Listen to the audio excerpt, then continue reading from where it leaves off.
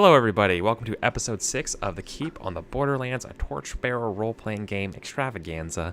How are you all doing? I'm Eric. I'm your host and game master for tonight, and I'm super excited to get back into it. I love this game so much. It's the highlight of my week, really. It's super great. So I know we're starting a little bit late. Sorry about that. So let's just go ahead and go around and start talking to everybody and how everyone's doing. So Sage, or sorry, Epi, take it away. Oh, well, I'll go first then. Mm-hmm. I'm Epediah Ravishaw. What are we doing? Just saying like a little something about what's going on in our life right now. Yeah, who are you? Yeah. Because I want to say I'm pretty excited. I just got some space at a game design co-working space here in Greenfield, Massachusetts, called Another Castle. Yeah. And if you follow me on any of my social medias, I've been taking pictures of it early in the morning. Yeah, that's your selfie game's on point. Yeah, because when I get in, it's a bunch of largely a bunch of video game developers and things like that. I'm the only tabletop guy there at the moment, but I get in real early in the morning and nobody else is there, so I run around taking pictures when no one else can see me. So that's my big thing. I'm enjoying that. How about you, Sage? What are you up to? I wish I was working at a game designing co-working space. I'm just working, period. Excuse me. Yeah, I just got back from a big work trip, so that was interesting, and I'm really looking forward to just playing some games. Like this sounds wonderful right now. And other than that, man, I just need some games in my life. How are you doing, Sean? I'm good, man. I feel like I have a lot of games in my life right now. I feel very fortunate.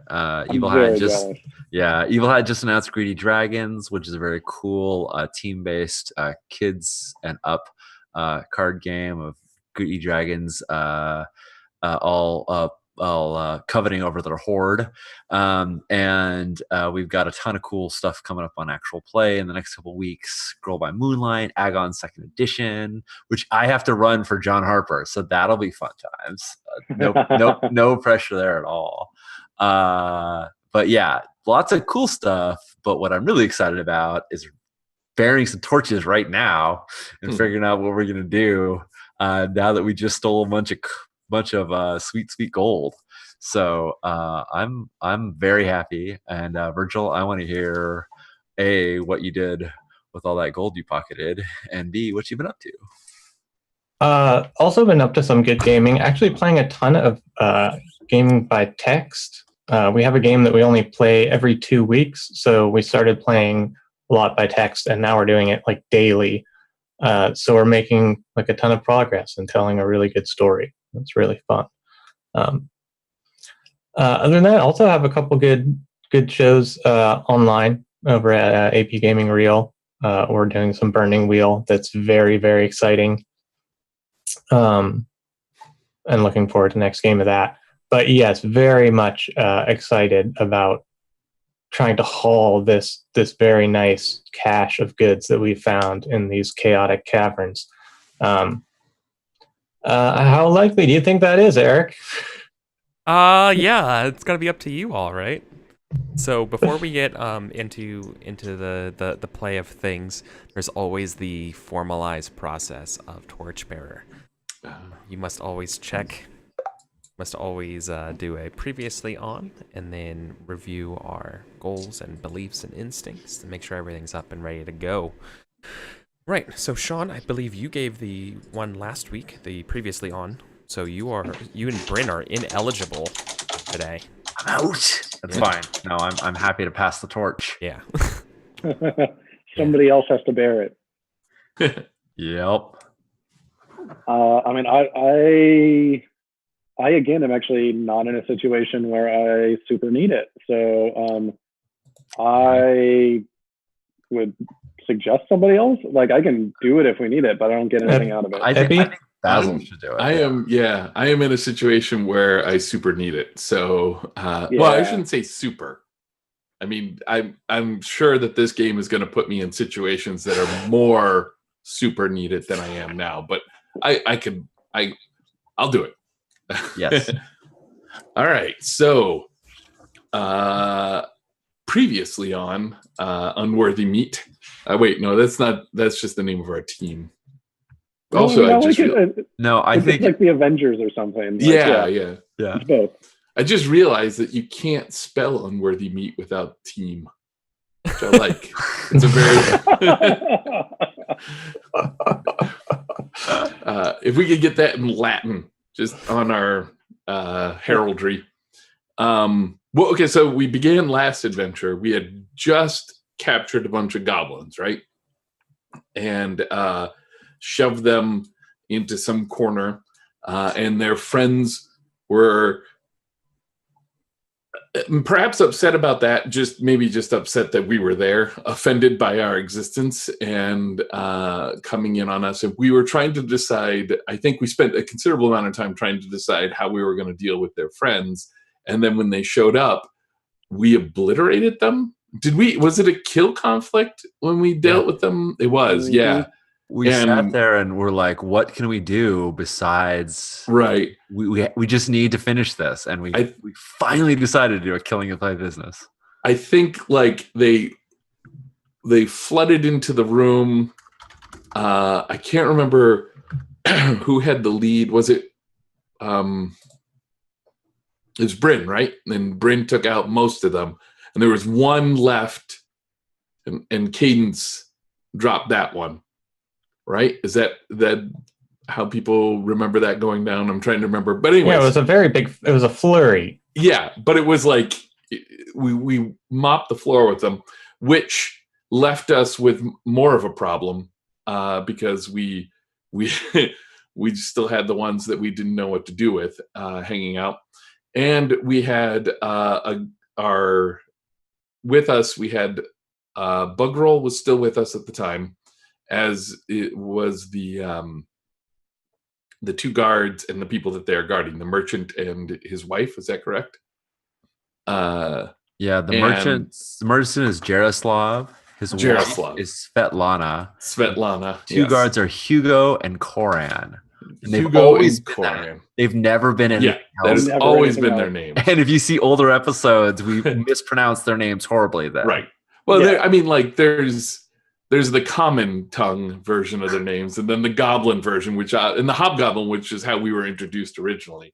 So, anyways, the guards, Hugo and Corin, right? Oh my God, I'm going to be so bad with these names. They managed to pull something out of these goblins that we killed, some sort of treasure that we weren't paying close attention to, and pocket that away, which has caused us some consternation. And we also realized that we wanted to get some more treasure, and we knew that the ogre, I'm blanking on the ogre's name. Oog. Yeah, I knew it was like just an easy to pronounce single syllable. Oog's lair was somewhere nearby. So we went and searched that out. Cadence took the lead on this one. Found a crevice in a wall, feeling the air, the stench of Oog coming through, crawled on his belly into the lair of Oog, where Oog slept, and secreted away several sacks worth of treasure. It was cause for celebration if we weren't so close to Oog and didn't want to actually wake him up. And I believe where we left off is in that hallway, all of us a little giddy from all the heavy gold that we're carrying. Or it was gold. It was actual gold. So so I think you left us all in the hallway staring at each other in a circle, each of us holding different sacks, and then like Morricone's Ecstasy of Gold playing as the camera panned around us. And yes. I believe that's where we ended. And one other detail is that we're very close to the exit. Like we can smell fresh air. We're not far from where we came in the first time, so we can get out, or we think we can get out because we've killed the goblin patrol that's in this area. Yep. That is correct. And I think getting out is probably going to be, Right. Cool. hopefully it goes better than the movie Get Out. Yeah. Yeah. That movie is freaking amazing, dude. Yeah. Awesome. Oh, yeah, no, But sorry. I yes, mentioned I that also in a, hope we don't live hopefully it through goes better than it goes for the characters. Like, it's Yeah, a wonderful yeah. movie, but like, I'm really hoping that things end up better for us. Yeah. Yeah, Torchbearer, the dating game. That sounds scary. Okay. So, yes. Thank you, Basil. Epi, go ahead and you can recover up to exhaustion. Oh, I'm feeling invigorated. I'm just gonna go ahead and click fresh.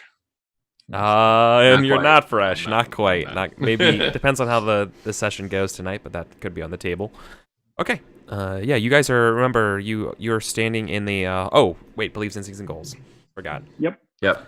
So, I think as a group, we should talk about what we want to do next. yeah, because that should Because influence. probably going to affect at least our goals. So I feel like I would like to advocate for doing something before returning to town, but not a ton, because all I need to do is blow some fate, and I'm in a much better state as far as returning to town. But I understand that's like heavily weighting my own benefit. If we just want to head back to town, like that does make a lot of sense. No, the only person right now that's going to level if we go to town is Bren, and everybody has spent enough persona at this point to level. They just need to spend fate. So what we need to do is, I think what we should do is try and set ourselves up to camp and get some rolls. If we're kind of gonna, pretty soon go back to town, maybe we want to just look around to see where our next adventure should bring us. Like maybe we can get some intel on some caves that have been abandoned. Like find an abandoned cave and then head back to town to refresh ourselves and come explore the cave that's not currently full of goblins or orcs. I don't know that there are, but yeah, we could definitely look. Yeah. I think Reportedly, sorry to interrupt. You remember back in the first session, reportedly no one has ever survived going to the caves. Wow. Well, there's no guarantee we will either. We're not home yet. I think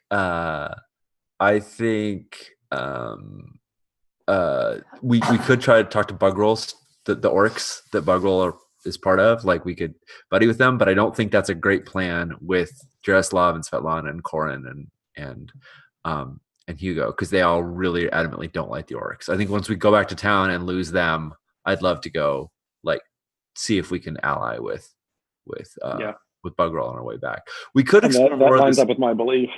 Yeah, or my belief.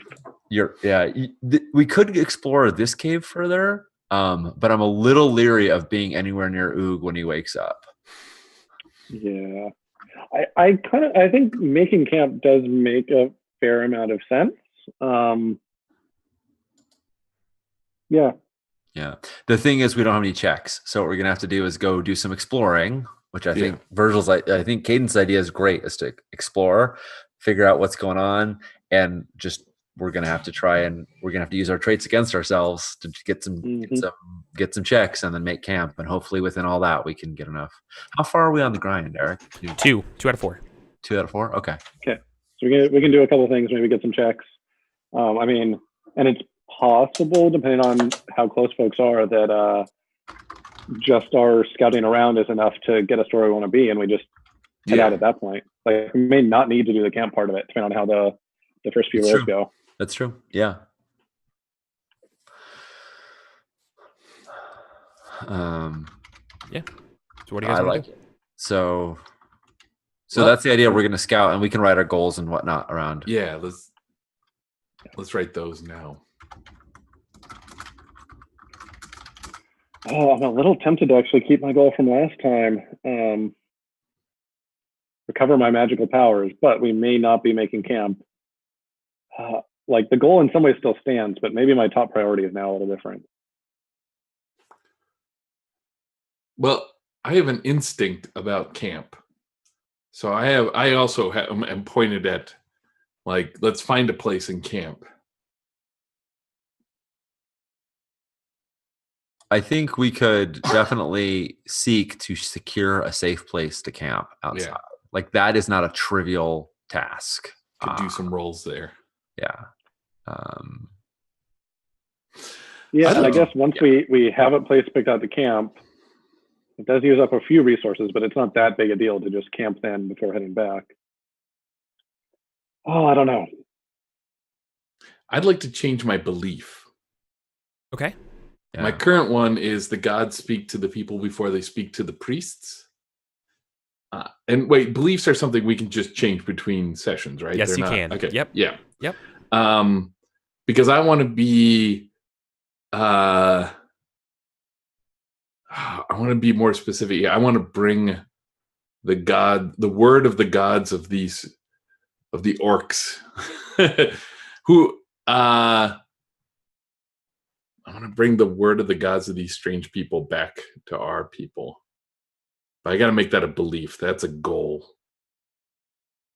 I think saying something to the effect of the beliefs of these people have value or something probably a little more decorated than that, because that will be... There's light in the dark. Yeah. That will be... something you can engage with by just talking to them about their beliefs, and it will be something you can lose if you later on are like, nope, these people's beliefs stink. They're all a bunch of cannibals. I do not like. Well, I might like cannibals. Let's see how that works out. Well, right. But I think it's a good. I think just saying that they have belief. I have to change my belief. I'm having trouble with readjusting my belief, which was that orcs are people, not monsters. Did you have to? Do you have to get rid of that one, or? But I think it's not very applicable. Fair. I'm just not super jazzed about it, but I'm also not like popping anything out of my head that's a lot better. All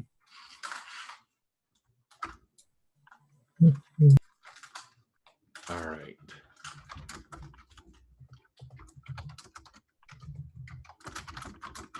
Yeah, so what would you like to do? What would you like to do? Do you want like suggestions, or what are you thinking? Like maybe something like anything? Maybe we can like help. Like if you just give us a broad idea, maybe we can all help drill down for something for you. Maybe something to do with like the solo mission to like get the coins. Like maybe sometimes it's best to go on my own. You could say. I mean, if you wanted to, you could say something like, "I will prove to my crew." Well, that's a goal. It's too easy to think of like something you can accomplish, but you could say like, I'm the best adventurer in my among my party, because you did just do something super awesome and amazing, and you had initially came in with the idea that adventurers are just dumb. The only reason why they don't do well is because they're not any good at it. So if you are feeling really like cocksure, you could totally have a belief about being better than us or better than everyone else or something. And that's a pretty elfy belief. And I think it's more like the nice thing about it, it's broader than something about going on your own way. And plus, maybe something like I'm a true adventurer. Elves are made of sterner stuff. Something like that. Yeah, I kind of like that. I like it. I mean, I type it. It's going to push you to do dumb things, which is, it's just wonderful. Well, I believe, once again, if we're going to draw back all the way to like the beginning and when you made your character, you're definitely talking about like you're just an elf who read a bunch of stories and was like, oh, I could do this. And look at you doing it. Yeah, totally. And look how, like, I mean, this is you might as well be Bilbo Baggins right now, like stealing the treasure of the dragon. Right.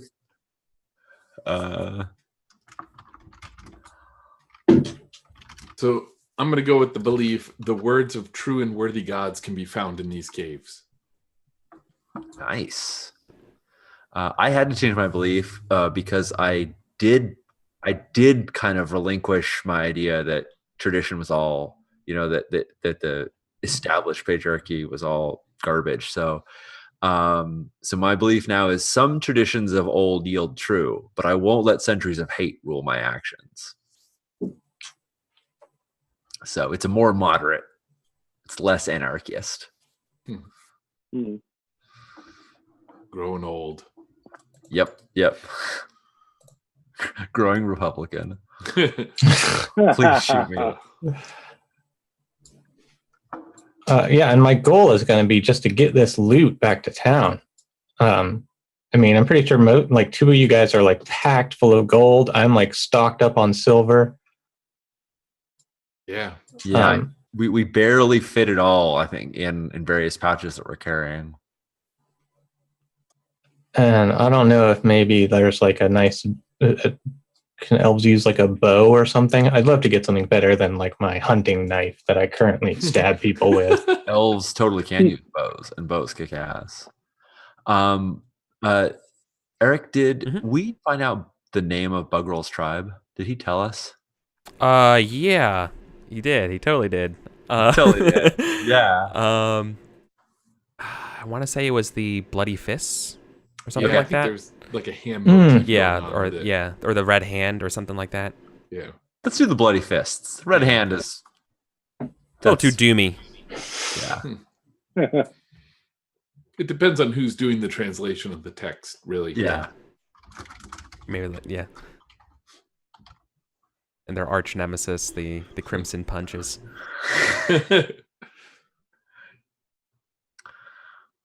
All right. So does everybody have a belief?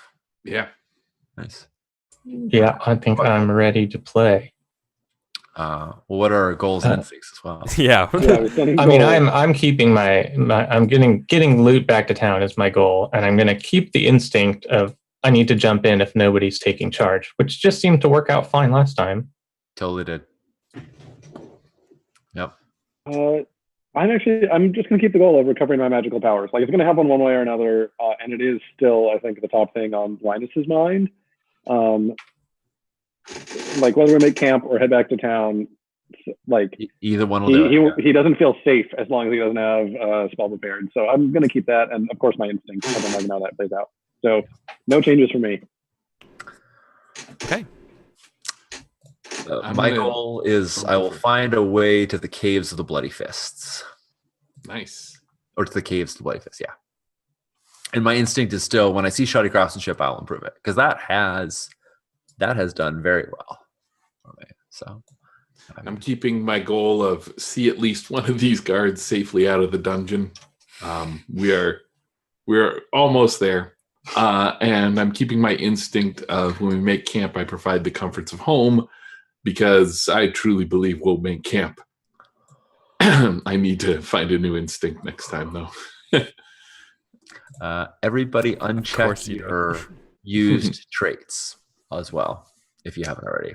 Okay. Right. On your character sheet, because those refreshed the session. Oh, used for, used, yeah, not used against, used for. Correct. Sorry. Yeah, the used. Be for. very clear here. Do not uncheck your used. I don't think we have any used against. Yeah, but, I agreed. I don't think. But if we did, yes, don't uncheck those. Oh boy, that would be real bad. Yeah, we're about to have used against. Okay, yeah. So no, I have used for against when I reached into the hole of the tree for curious, and then another one. You've already used them. But we used those all up when we made camp last time. Yeah. Oh, okay. Yeah, when you camp, they get obliterated. Yeah. So I thought I was stacking them up for something. No, those turn into checks you use at camp. So Right. when then you spend them in the camp phase. Yeah, and we totally used all those. Yeah, so definitely. They made also. So point of order. Cadence, you still are exhausted. Everyone else is technically just not fresh, but okay then. Your grind is at 2. Basil, your lantern is going out soon. You only have one thing of oil left, as well as Cadence's your torch is out. So, as in I have spent. 2 out of 2 are spent. I have a plan. Thanks to Sean. This is my plan. I'm throwing it all together. I would like to draw upon my instincts as a former bandit and look for a good place to hide out amongst these caves or in the surrounding area, because we're just near the exit, right? So we can head out and look and find a good place for us to hide, to seek out where we might camp if we decide to camp here.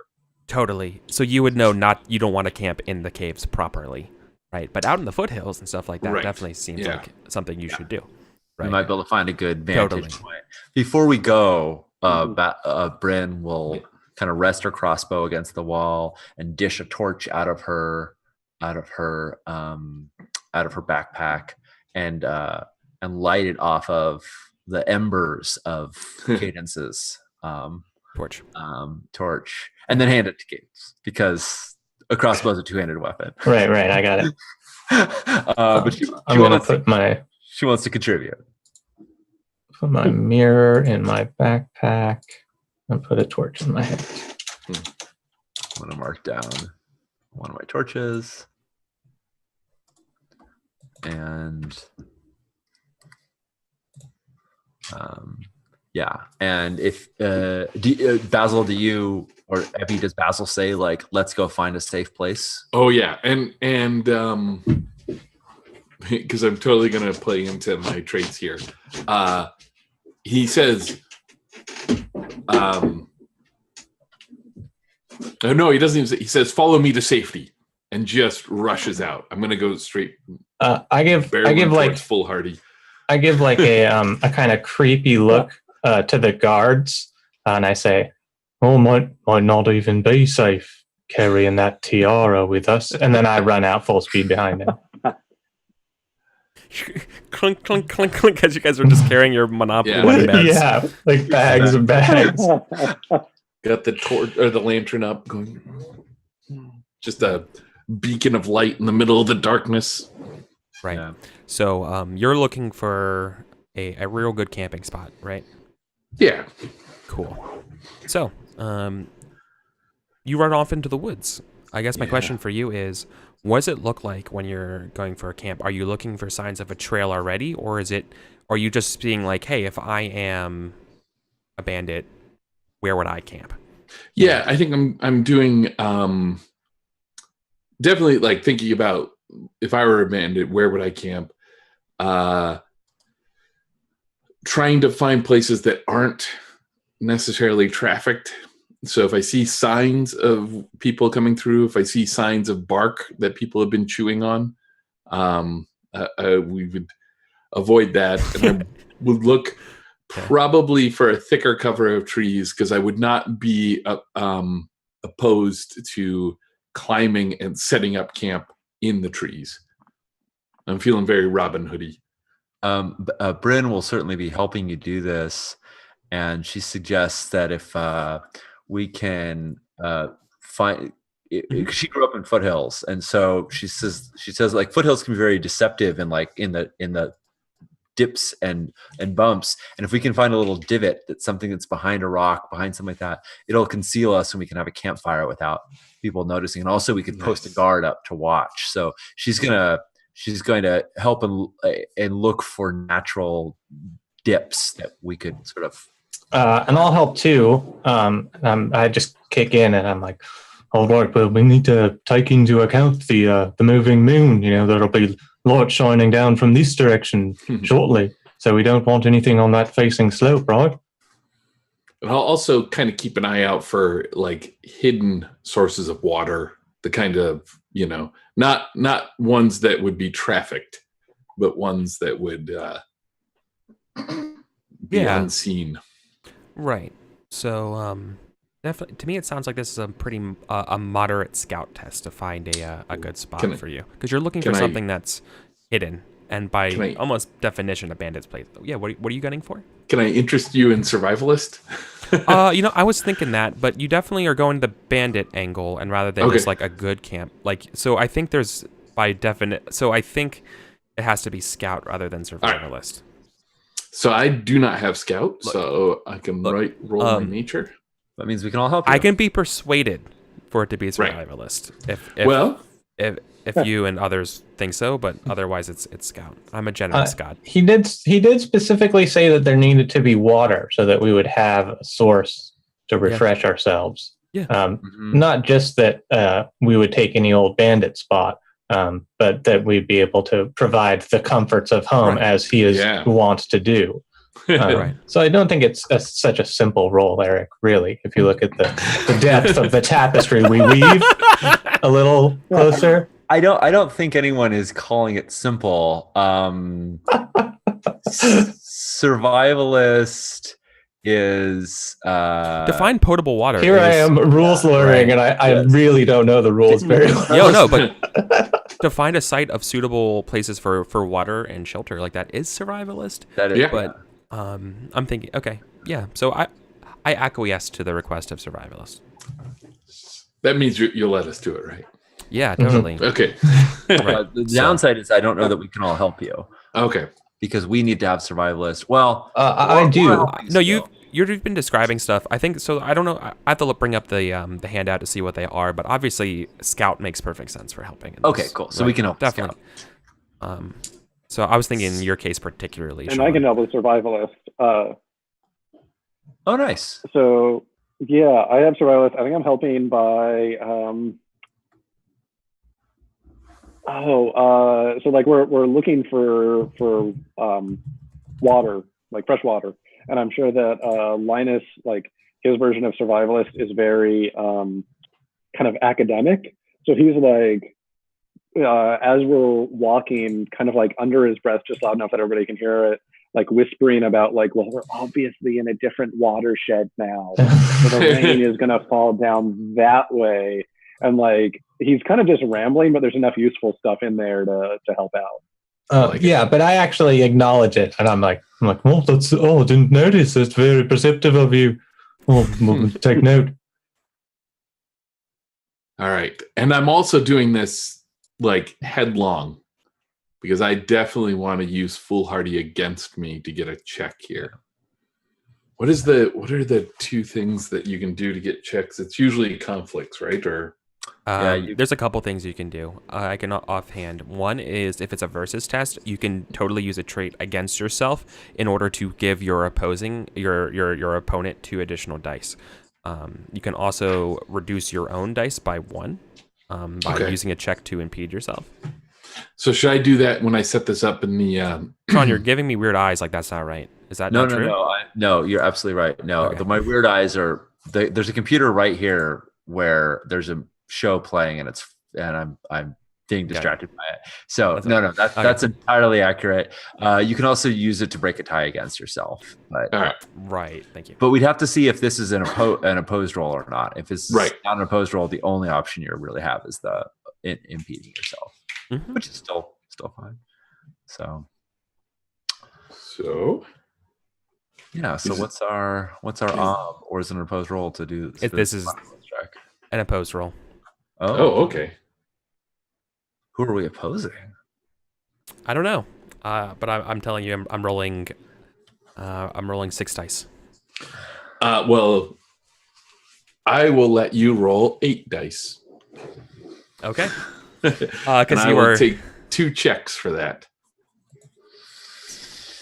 Yeah, the way I envision it is that like Basil, now that he's like out in the fresh air, just like running around and like not paying attention to where he's casting light. It's like, will that work? Will that work? Will that work? And just making more noise and commotion than we should. Yeah.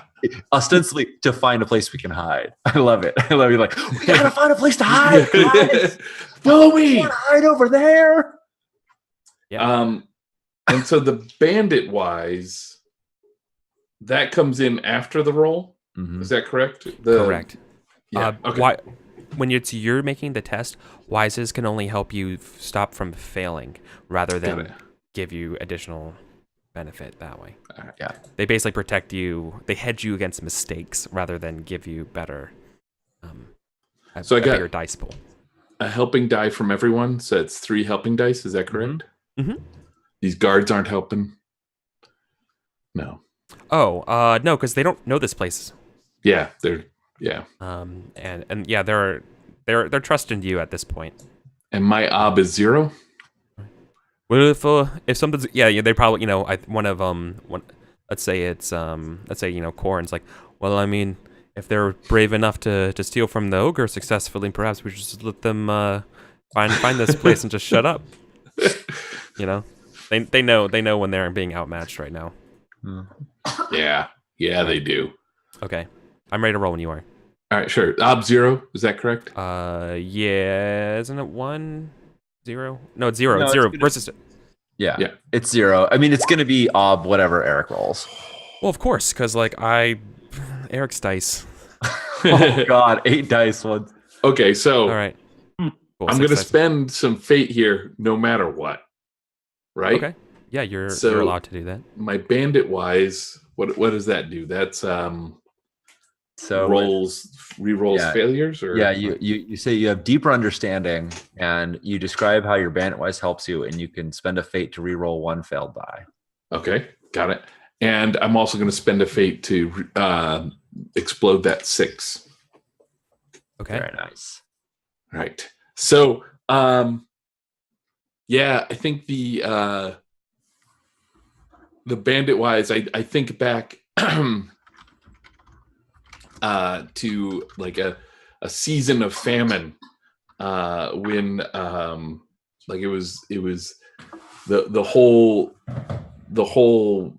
winter had gone bad, and the spring hadn't gone well either, and so all the trees are back in those days looked quite like this, and we realized that we didn't have the leaves to protect us. What we were going to do was to just make sure that every angle had covering of many branches to kind of break up the background like a camouflage, not cover you entirely, but just if you were walking along in this way, things would look like they're moving anyways because of all the trees. How do you do the just plain rolling? It's just slash R? Yep. And then 6? Space 1d6. If I'm rolling 2 of them, I do 2d6. Yeah. But I thought you were. You'll only roll 1d6 though. Yeah. Oh, okay. Because if that happens to roll a 6, then when you explode, you'll get to explode. God, yeah. No, that's a good example. If you wanted something to explode, you just put exclamation point at the end of it. Oh. Cool. And then it will do that for you. All right. So should I do that? I'll do that. Yeah, because you're opening the 6. Oh, there we go. That's All right. Nice. Doesn't help you. but I do get to explode my 6 too. Yeah. So Your original 6, yeah. Mm-hmm. And that marks, by using your Ys, remember you can mark your Ys as a pass because your test was passed. Oh, nice. Wait, why did you roll 2 now? The second one was to explode the 6 that I had. Right. Okay. Yes. Okay. So I have 4 successes. Okay. So the original one was the Ys, and the second one. Okay. Yeah. Cool. Yeah. Does that make sense? Did I do that right? Yeah, you did. And I don't think you check the Ys under pass. You check the Ys under fate. You check the Ys under pass. Oh, the Ys you to help somebody else, and they you do. succeed. Yeah, I wasn't looking at the sheet. That's right. Thanks, Sean. No. Okay. So let me describe what you guys find. You find an old abandoned campsite. Based, I think you would know this, Basil, just by your own personal background and color, which I'll let you fill in. You know that this was obviously a Trilidarian like rebel force or bandits that used to live here. This place is home to people who are not necessarily so savory. They're obviously not blue lion men, right? Right. But based on what you found, the order of campsite, the old tent-shaped formation, these people were military men, right? Perhaps maybe even like you find a piece of garb or something like that that shows that they're Trilidarian, like basically like native resistance guerrilla fighters left over from the war, just displaced people. Some kind of that, right? With some military training is definitely this place. But it looks like you're a couple days, like they left camp days ago, right? So it is because it's a nice spot. What makes it all, because I mean, like I used my bandit wise, but I rolled poorly on the bandit wise. So I think what happened was it was a Bryn that was telling me to find like divots and small down areas to make the campfire, so that and I did, and then realized that it had been like a latrine and it was the kind of latrine that they dig, and I was like, oh, of course. So that's the failure built into that. I love it. Nice. We're camping in an old latrine. It's all turned to dirt by now. Yeah, exactly. I think it's a pretty. It used to be a pretty big campsite with a latrine and thing like that, right? Like it was 20 plus people. Hugo yeah, I think Jaroslav and Svetlana are a little like, are you sure there's not a better spot? There's no spot better than this, I can guarantee you that. Boy. When we get back, I'm sure the Castellan's gonna give us free access to the hot baths. They're talking about that, just like cannot wait to get clean again. Oh, the life. There's nothing cleaner being than a this merchant. air. It smells Excellent. like rotted bog. It's just like All right. totally. 2 out of 3. Just one more, folks. Yeah. Do we want to make camp right now or do a few other things before we actually settle down? Bryn will sort of sidle up to Linus as he's been talking about the watersheds and things like that. And she sort of points, Derek, tell me if I'm correct in remembering this. I think we saw some fires when we first came into the cave, that there were some fires up north. Some possibly campfires. We didn't really know what they were, but and I could be totally wrong on this, but I think we thought that might be where the orcs were from. I'm not sure, but Bryn kind of comes up to Linus and says, "Are you quite ready to leave without trying to find whether Bugrel made it back to the Bloody Fists?" She kind of points in the direction of the fires. I wish I knew, but I'm not going to risk my own hide just to find where he went. He made his choice, and I'll always regret it, but it's the only choice he had. Well, we're going to be coming back here, and perhaps then we'll be able to find him again. Hugo and Corin Hopefully. eavesdrop on you right when you hear it's the only choice you had, and they both like open their wineskins like to the only choice we had, and take a drink. Oh, those assholes. Yeah, I like walk up in between the two of them. Yeah. And I'm like, oh well, you think you've made it to safety, drinking to your health and all, but you might want to think again. I'm wondering if you ever heard of Prince Dorian and his elven treasures. Probably not, eh? And they're like, "Oh, what is it this time, Elf? Ugh, could you just let two soldiers have a little bit of fun?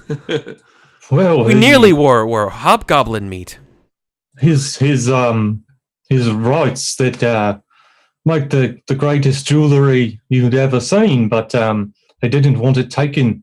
Anyone that would wear this stuff outside of the elven bloodline have terrible, terrible things happen to them.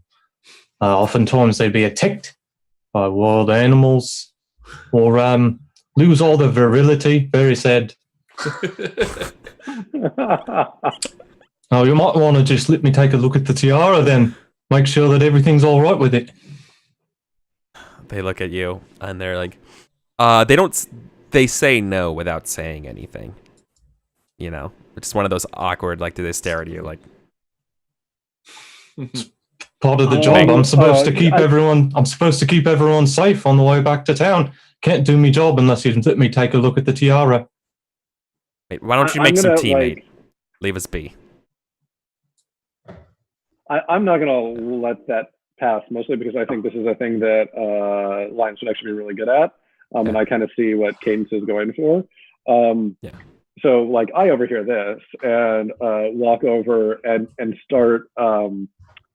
Basically, I'm trying to get them to let him inspect it by adding detail to the story he just told about all the awful things that can happen, but in excruciating medical detail. Because I've got lore master and orator. I'm very good at playing this up and going into oh yes, the pestilence is awful. And you can tell that Linus kind of likes this stuff. He likes the weird horrible diseases that make parts of you fall off. And so he totally just like starts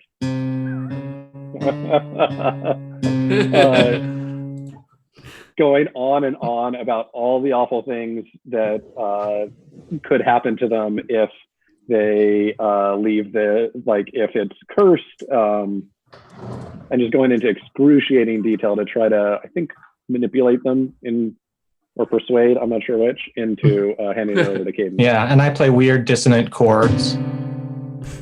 No, I don't think this is I don't think it's enough of a test to push them to it. I think actually you guys just going into the Grizzly detail and supporting him there is enough as like I think maybe Corin looks to you and it's like, I mean, it wouldn't hurt, right?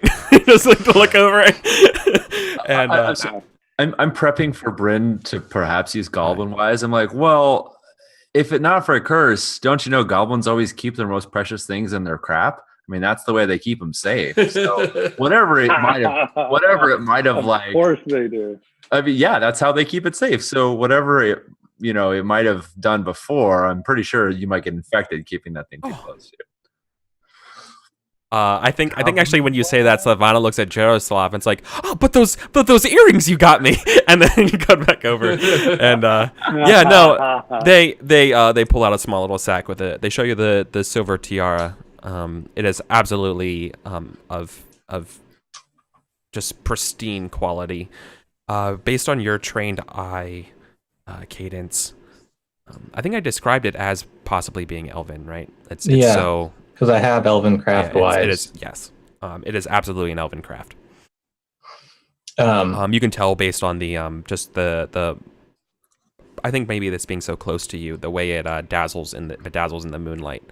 You can see these sort of silhouettes and shapes, the lattice work inside of the it's okay. So I take a look at it and I like point to a place on it where there's just like a shape that's roughly like a D. I don't care if it's capital or lowercase or even like, I'm like, oh, there it is, the classic song Prince Dorian's make. Human shouldn't be holding that. Very dangerous. We don't know what the effect could be. You best hand it over.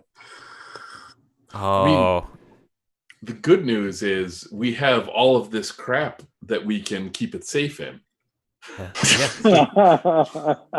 Oh, now wait. No. They look at this and then be like, "Oh no, you're not gonna shake us down. You know, you're not gonna shake us down this far when this close to town. Come on, right? Come on, something for it." Yeah, I'm like, oh well, I probably couldn't even fit it in my bag unless I get rid of some of these silver plates.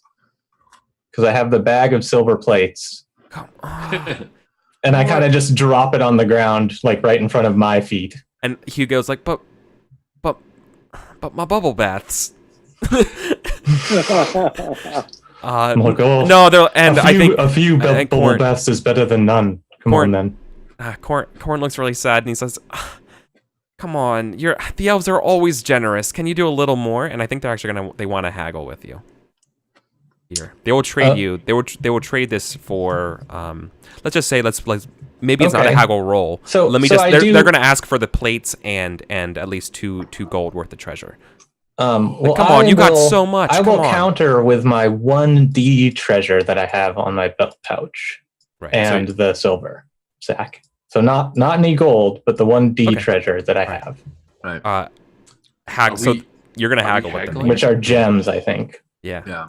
I think it's technically manipulator because I don't know if haggle actually works outside of town. It's such a weird. Yeah, but sure. It feels like it's the right. I don't have haggle either. Yeah, you're right, because you're not really talking about I mean, you are kind of trading one tit for tat here. So like, yeah, you're right. Maybe I'm just really want a gun for this to be a haggle, but I'm really should be objective, and it probably is manipulate, or maybe actually persuade because you're agreeing with their premise that they should be compensated here. Oh, but maybe just not as much. I don't know where Caden, where I don't know, but this is obviously the talk. Yeah, sorry. Yeah, it feels to me like Caden's was trying to manipulate them by making them superstitious about it. Like that seems to me like that's. I definitely was being manipulative. I would agree. I don't have any of these frickin' things, so right. Awesome. Maybe at this point, maybe at this point it's the culmination of the entire roleplay we had. That it is actually just to manipulate to get them to take this from here. Okay. Do you want to cap so let me ask you about the scope of this action though. Are you then willing to just say this is worth the 2 silver plates and make that test, or are you trying to say that it's worth that and that 1 extra piece of gold, or I'm going to acquiesce that it is worth more than the silver plates. I'll say you're right, not just the silver plates. I have these gems as well, but not any gold. Okay, but that's ours. Okay, is the play I'm making. Cool. Yeah, no, that's okay. Then, yeah, I would say to manipulate them about this after everyone else did. This should be an okay test, maybe ob2. Okay, so I'm going to open up manipulator, right? Because I don't have it. If you want to begin learning it, yes. Yeah. So then, alternatively, you can use your nature in lieu of a skill you don't have. It's just not within your nature, so you would take the cost of it for failure, right? It depends how badly you want to pass this test. What's more important to you, risking passing this test, or like trying to maximize passing this test, or possibly trying to learn it? Because one of them takes only half your will, right?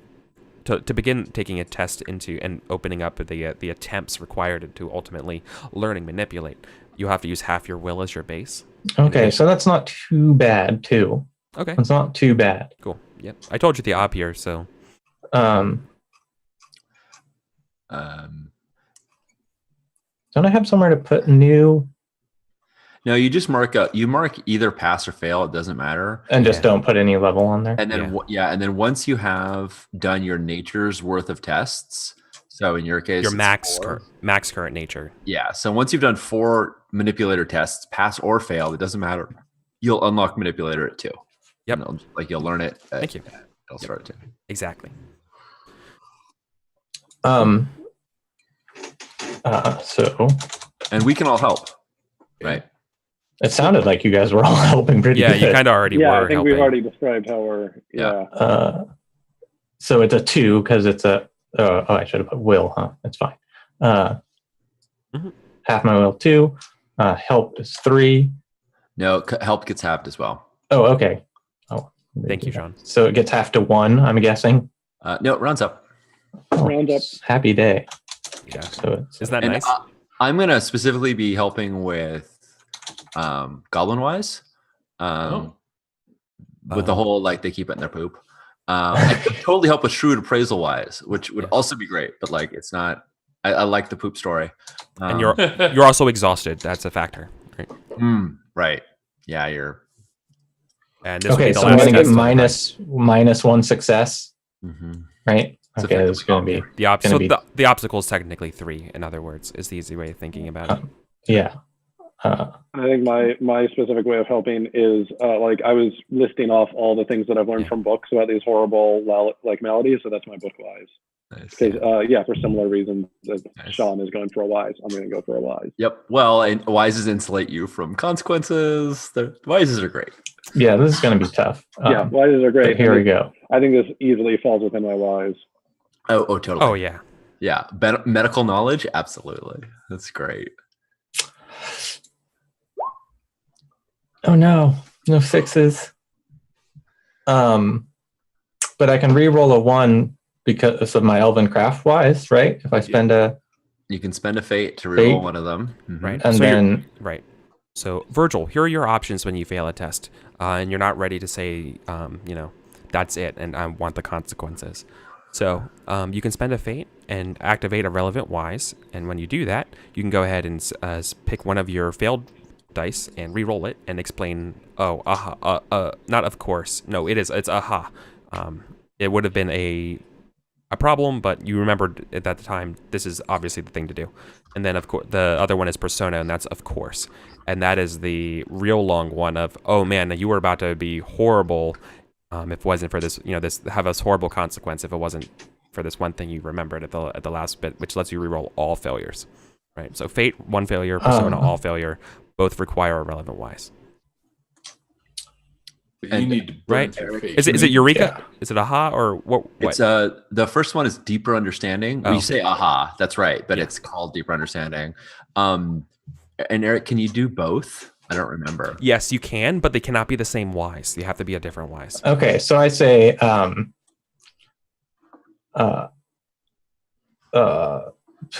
Just like multiple traits on a so I have test, my tie breaking.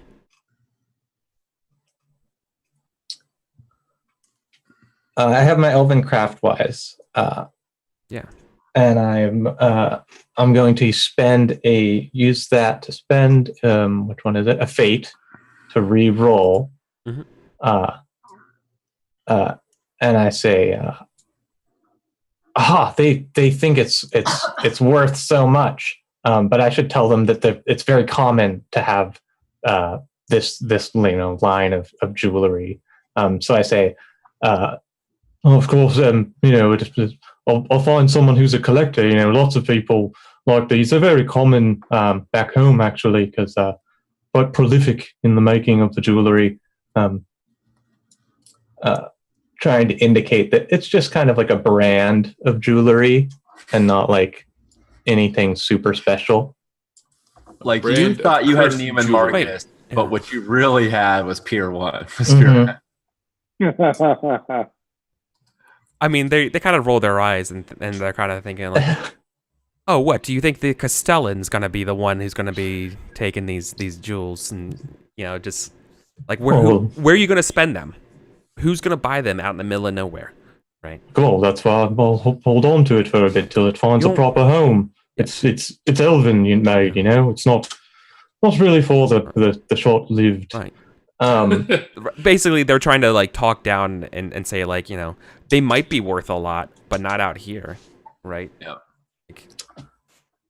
Not out in the Borderlands, not over, up here in the Duchy of Karamikos in the middle of friggin' nowhere. So this is going to need to wait. Am I right that I need a 6 in order to explode it? Right? Mm-hmm. If I need to pass. Yeah. If you want this to succeed, you're gonna have to get a 6. 4. Hey, that's good. So that's 2, but then I lose 1 for being exhausted. Correct. Yep. So not enough. And I can't spend another, or can I spend another fate by calling on my human? You can only art wise. Once. Okay, so I can only re-roll a failed die once. Yeah, the only other option is you could spend explode. Persona and bring in human art wise, exactly, and re-roll all the failed dice if you wanted to. Thank you. Exactly. Okay, I will spend a Persona for sure. Right. And I'll say. So they go. Like, no deal, Elfie. Sorry, I can't accept that. And I'm like, but wait, look at the tasteful engravings on these plates. I didn't really notice, but this is going to add value. The intricate work for human art. This is actually quite complex and intricate. And I show like some like little like line that goes. Your mic cut out. Your mic cut out, Virgil. You can't hear you, dude. Your mic literally just died. Keaton's lost his voice. Oh no. Oh no. At least it wasn't the worst. I was like, oh no, my internet's gone. Yeah, right. Me too. It had Virgil, it very much had the sound of a connection type thing, like a wire maybe coming loose because there's a little. Exactly. It sounded like it just unplugged. Like or just the power died to it. Like it definitely sounded like a compressor just being like, I ain't doing this anymore. So I'm too tired. I want a bubble bath. Bubble baths for everyone. Right. Your microphone just went off. 10 seconds. Yeah. I gotcha. I can count. No problem. So I think Hugo and Corin both look at each other and go, these plates better be usable by the Castellan. Hey, you're back. Yay. Cool. Not only usable, he'll put them on top of his mantelpiece to show such finery. He'll be proud, owner. So you're saying if the Duke himself would come up here and dine with Castellan and his wife, that's what he'd lay his fancy cheeses on. They both look at each other and go, like, Oh, you don't say. I mean, I actually think because Cadence is starting to make a good point here. Like Bryn was like, yeah, this is totally hogwash, and he's like, and then she's like, no, actually, you kind of winning me over too here, Cadence. Like, don't give those plates away. Those plates are probably like they're usable and they have like history and. Okay, but now that I've done this and I'm going to roll my 3 fails, now there's no other way for me to spend fate, right? Because I've done both. Yeah. Okay, right. And you can only roll 2 fails, unfortunately, because literally when you spent that fate die, you re-rolled one of those. Okay. Dice So 2d succeeded. So exactly. Only 2 failed dice, right? So this is a persona. Yeah. And if one of these is a 6, you can spend a fate to explode that, right? Yes. They got it. Okay, so then I will. So I'm just going to put the exclamation mark. No, technically, I think the rules say you don't, but I've always played it that you can. Yeah. Oh, you don't. I think you can spend the fate to. I don't know. No, because I think it literally qualifies it by saying an unrolled die. Well. Oh well, of course, and it's the example. No, wait, no, you already did. You did roll it. It's exclamation point. Got a 3. Yeah, so it doesn't. Yeah. Oh.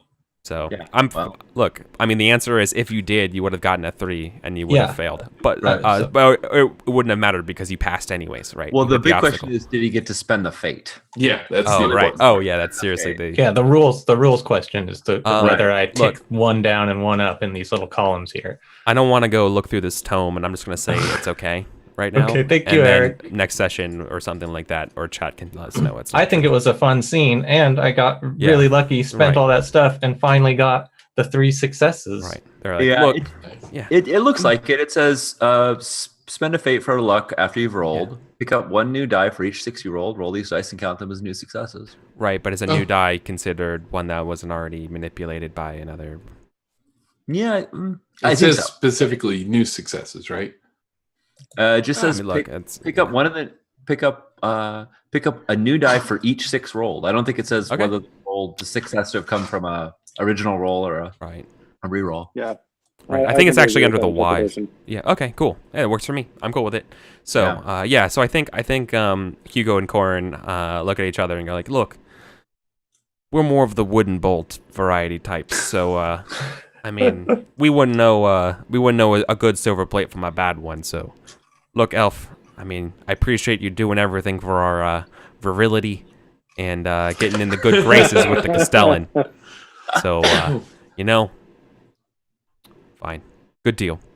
Okay, so give him the jewels and the sack of silver, and I'm putting the tiara in my inventory. Well played, Cadence. Cadence has made us all of the money. I think at that all the gold he traded for the tiara.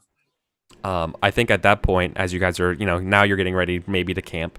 There's a pretty audible groan inside all of you as you're all hungry. The grind takes over. Your second torch, the torch that was lit by Bryn, is now out as well. Yeah, I think it's time to take that torch and stick it in the little wood pile that we've made. And, is there a specific check for making a fire, or is that just like a thing that, like, if we want to make a fire for camp? Camps presume there's a campfire. Yeah, it's part of camp. Dang it. I'm dangling, like, I need a reason to make a roll. No, let me tell you this though. There are prepping a camp is a survivalist role. Like saying, "Hey, I'm doing the things to make it look. I'm doing the things to like not to make it homey, but to make it safe." Is a survival. That is a valid survivalist role. Some of us are making it homey though, by instinct. Yeah, you make it homey, I'll make it safe. That works. Sounds good. Also, we have 2 checks right now. I mean, Basil has 2 checks, and he could give you a check to do an action during camp, and it could be any kind of action, making supplies, cartography, mapping our way, any of those. Write a scroll. Yeah. Oh yeah, and I do have cartographer. I should probably be mapping out where we've been. That's a really good idea. And so I don't need to do anything more before camp. I'll just help set up the camp. I'll do some mapping while we're in camp, maybe, and that should be enough to hopefully give me my shot at spending a fate. All right. So should I do the rolling for making the camp then? Since you have it as an instinct, I mean, you might as well. Yeah. Right. Who's helping? But it's worth noting that we have no light. So if you want to do a thing, we're gonna be at, unless we light another. That's no, fine. you're out in the. I don't know. You're in the waning twilight hour, so everything's kind of in dim light. I think right now. Okay. Oh, okay. I'll help you out. I think I described that last time, and I don't think enough time has passed, so I think you're okay here. Cool. Still say it's dim light. Once again, Well, being generous. I'm. You guys are all hungry and thirsty, though, right? No one's doing anything to that Yeah. yet. Cool. Not yet. Not yet. Yep, no problem. I'm fine with Bryn lighting another torch. She'll set down her crossbow, where we know we're gonna make camp, and she lights another torch, and this time she'll hold it for Basil to help, and she's yeah. You don't need to make this harder on yourself. Well, I definitely am breaking off boughs from the trees and laying them across the latrine pits to make things a little less smelly, like things that we can sit on that aren't just in the muck. And doing my best to try and make this as homey as possible. Yeah. Who's helping here? I'm like gathering up all different sizes of wood so we can like get a fire going easily. Splinters to start it, and like nice kindling, and then find some logs that I can break. Sure. Do you have labor? That sounds like you're helping with labor, which I would allow. I don't know if I have labor. Or peasant. I do have Actually, it sounds like you're helping with survivalist. peasant to be, or survival. I mean, survivalist helps. That's fine too. There's a hitch though that we can only help if we have a relevant nature or instinct, because Oh yeah. Basil is right. rolling an instinct. So if we yeah. have an instinct that Right. also take place, or if we have a or if it's in our nature. Here's my question though, Basil. Does your instinct Sure. trigger? I just jump in and start telling everyone what to do. I'm like, you get sticks, and you cover the latrine. You start getting firewood. Linus, you make sure that we know all the hills around. I give everyone like the thing to do that they're good at. So And I just kind of stand looking a little too happy with myself. right. What was I had a quick question about this. Yeah. Does your instinct trigger during camp phase or before? Like based on what you're doing? I think it just says when we make camp. When we make camp, I provide the comforts of home. So I don't know when that roll takes place. If it's, I mean, like the first trigger is roll when of you camp make phase. camp. And I feel like Sage's and what Linus is doing is actually happening technically the round before making camp. Oh, okay. Yeah. Because Cool. you're All right. okay. Sorry, just in terms of order and things like that. That seems to make sense here. Yeah, that makes sense. All right. Cool. So we are going to get another tick on the grind, but that's probably fine. That's fine. Yeah.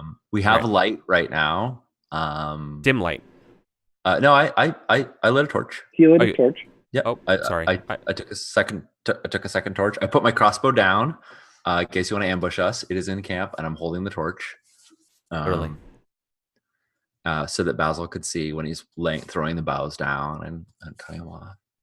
And I'll totally help with labor if this is not an instinct. I don't think my instinct would apply, but I would absolutely help carry stuff and all that jazz. This is so securing a campsite, especially in a place like this, there is some risk involved, just by the nature of where you're camping. So this is like a easy to medium test, as far as risky standard. Risky standard, yeah. I'd like to help with my bandit wise because I feel like secure camps are things that bandits enjoy. Yeah, and like to take advantage of insecure I thought you were leading camps. this, Basil. Okay. I'm sorry. I thought we were doing incorrect? a roll before my roll. Yeah, I think I'd gotten that impression as well. But let's clarify what's going on here. Who is rolling for what? Yeah. What action are we Right. taking? Sorry, Sage. I thought you said that you were going to try to shore up the campsite before you finally set up making camp. Like you're making sure, like you're going around and being like, yeah, okay, everything here is good.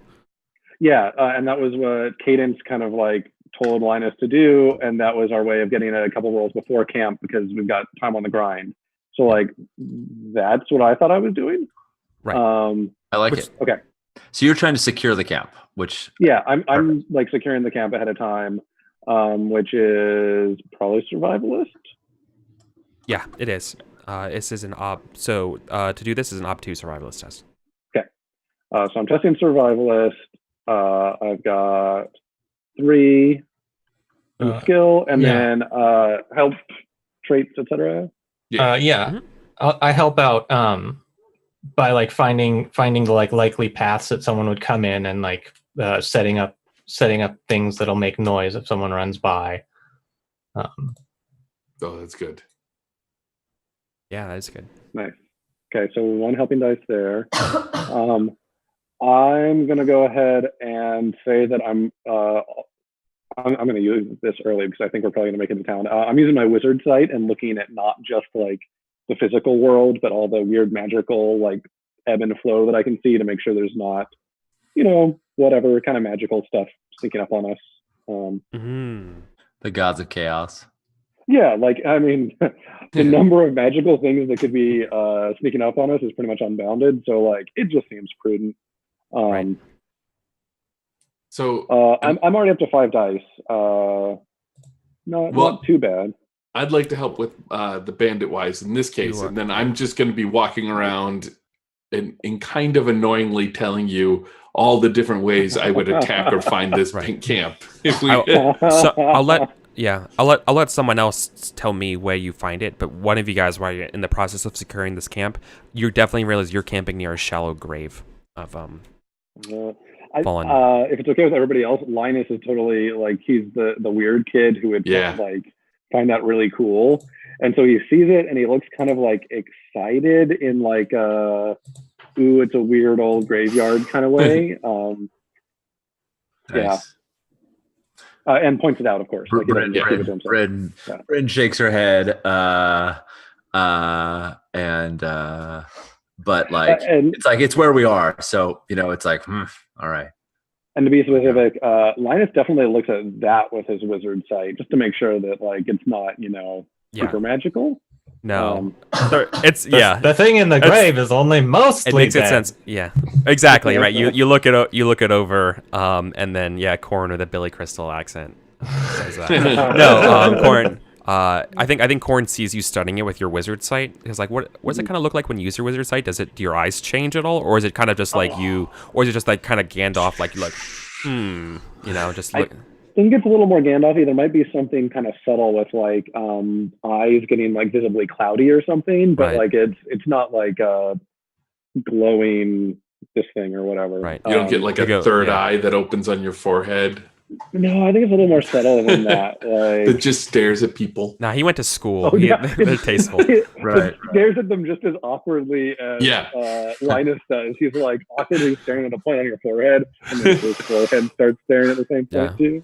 No, it's not good for now. Yeah. No, I think while you're studying it, I think Corin maybe comes over eating like a piece of like a dried biscuit or something like that. They have, and looks everyone's like, looks like a hostage situation didn't go out so well, or some prisoners or something. Okay. I know these things. And he's just like looking at no, totally hostage situation. That's what I was gonna say.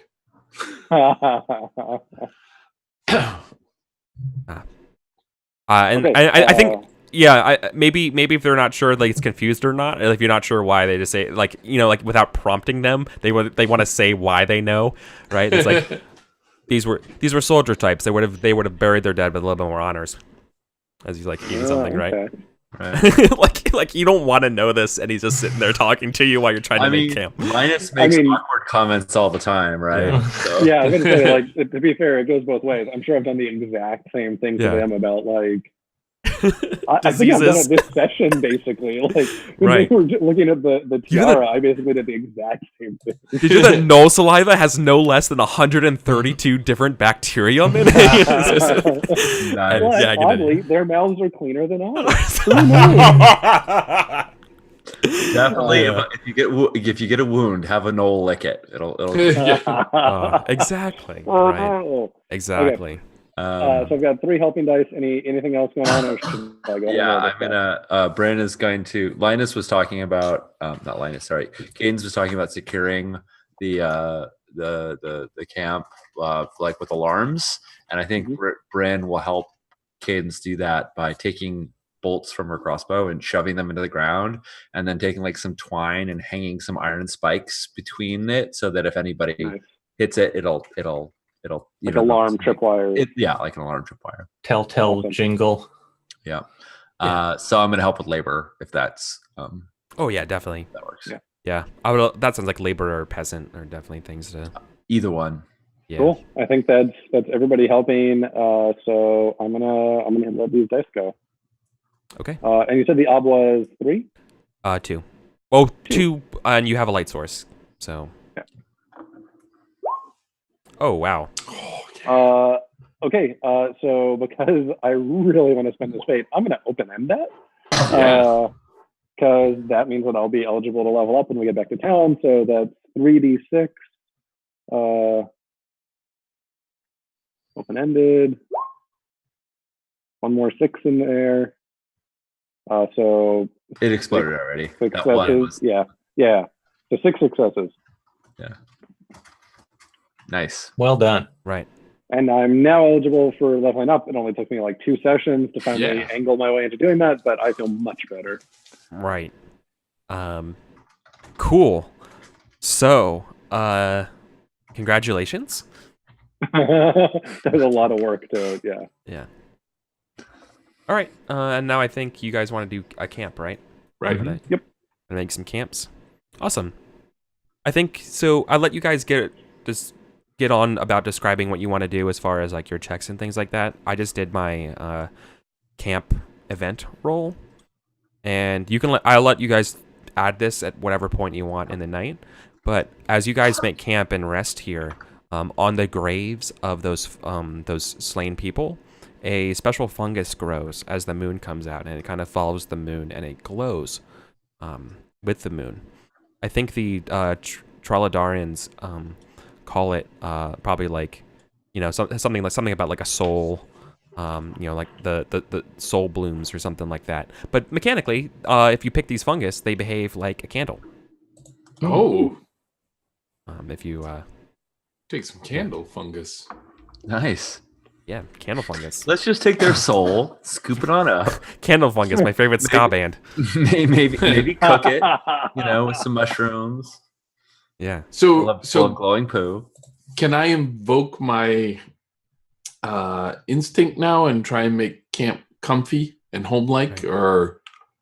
Oh, absolutely. Yeah. Okay. Right. So. And nobody helps me with that because that's an instinct. They need to have an instinct to. Or nature. That. Instinct or nature are the 2 things that let you help with that. Or yeah. So for example, Linus can help you because they always volunteer. Oh, hey.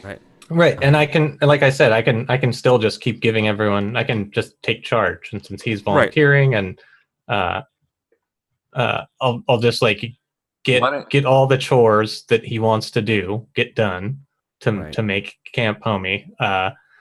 And I start telling people to do different things, like gathering a pile of leaves to sit on, or you do this. So what are the things we're getting done, Epi? Yeah. Well, I was gonna say, what's exactly the goal? What's the use case here? So, to me, what I would say to you, probably mechanically, the easiest way to do this is to pick a sort of scenario. For example, if we know we're going to be cooking and being like, oh, I'm going to make some supplies, or I'm going to do something like that, so that you're making it comfortable has basically given someone an additional die advantage on the next test they want to do. Right. So I think, and since an instinct really shouldn't, I feel like it's kind of cheating to say that to make one test for the entire camp. For the rest of the entire camp phase, everybody gets a die, unless maybe you want to do that and it's be a really hard test. But otherwise, in this scenario, you can pick something and basically make a setup kind of action for somebody so they can follow through on it because you made it homey. I think cooking supplies or cartography supplies, or anything like that. Yeah. I mean, I like the idea of these mushrooms and placing them in areas so people can read and draw and whatnot. So kind of create a study or a den for Linus, right? Like a room where that stuff can happen. I'd be down with that. Yeah, if that makes sense. Definitely. No, it absolutely does. Now, what type of test do you think it is to sort of make this a good place for writing and mapping? I think setting up camp generally falls under survivalist, but but is survivalist about giving you the accoutrements of home? I think it does say you can make it more comfortable. Let me see here. I mean, I'll also actually give some instructions to Hugo and Coran, like get some logs that we can sit on properly, so that we're not like. I think it might be peasant, because peasant covers building and mending, socks and clothing, fences and tools, wheels and axes. Right. If you're trying to sort of build a little structure. Well, survivalist does involve jury rigging tools. Mm-hmm. Kind of jury rigging a little like drawing area. What are those called? A drafting table? I'd be willing to try peasant. I have survivalist, obviously, because of that last time. But what do you think? Yeah, I would allow that. You would have to paint me the picture of why survivalist is working, but I could see. I mean, like picking the mushrooms, definitely. Well, I don't know if that's also making ink, but I would definitely be like creating shelters out of the branches to fend off the wind, so that the parchments or whatever we're drawing on don't get blown away, and digging into the ground a bit to kind of create more level surface and flat surface to work on and whatnot. Does that work? Yeah, I would allow that. Right. What I would say is that it sounds like it's probably an easier test if it's peasant, but you can probably do it survivalist. Yeah, this would be like a pretty moderate test as a survivalist, moderate to hard. All right, and I'm getting help from Cadence, right? And does Cadence have an instinct or nature? I'm going hard. I have all my instincts and natures at work at the same time. Right? Because I'm singing this. I'm singing instructions to everyone, taking charge, making sure that he has all the actual tools and like materials he needs to put everything together so he can do it. I'm also remembering what everyone's singing, remembering, and hiding, and I'm making sure that we're well hidden, right? So it's just stacking up over here, Eric. I'm in my element. I don't really see it that way. Oh. No, no. I can't just like give a bunch of instructions to Hugo and Korea. Not by in order to help them. And remembering is like remembering ancient instinct. lore. Well, I guess I'm not really remembering much other than try to remember where we set the noise trap, so I don't. That doesn't really help you build a study, right? In this context. All right. Well, can I use my instinct by like making sure that everyone is that I'm taking charge so that he's not doing this alone? No, because that's not taking charge. That means that's your test and not Basil's. Okay, so it's a little harder to help with an instinct. Yeah, that's more like you fire your instinct and everyone else gets in line behind you. All right. Well, but that's not what's going on here. If I can't help, I will use my nature of hiding. Look, no one can find me to ask me to help. I admit it might be a harsh ruling based on what you're saying, based on the spirit of your instinct. So, once again, tell me I'm wrong. Like somebody say, like, hold on, Eric, make a case. I'm reading it right now is I need to jump in if nobody is taking charge, and I think Basil is like doing a thing. He's not hemming and hawing. He's not unsure of it. I don't think you're being unreasonable, Eric. I mean, I think we could. The trigger didn't meet. Yeah. We could have painted it a different way where we're like, what should we do? I don't know. And then Cadence kicked in, but I think it's hard because instincts are going to should kick in at the same time if they're going to help, right? Right. Often you do, and it's a staggered thing. Yeah. So I'll just do that for flavor to make sure that he does have enough pieces of wood. Okay. So a 3. Oh, ob 3. Okay, and I'm getting 1 modifier die or 2? 1. One help from someone, right? That's just the Cadence one.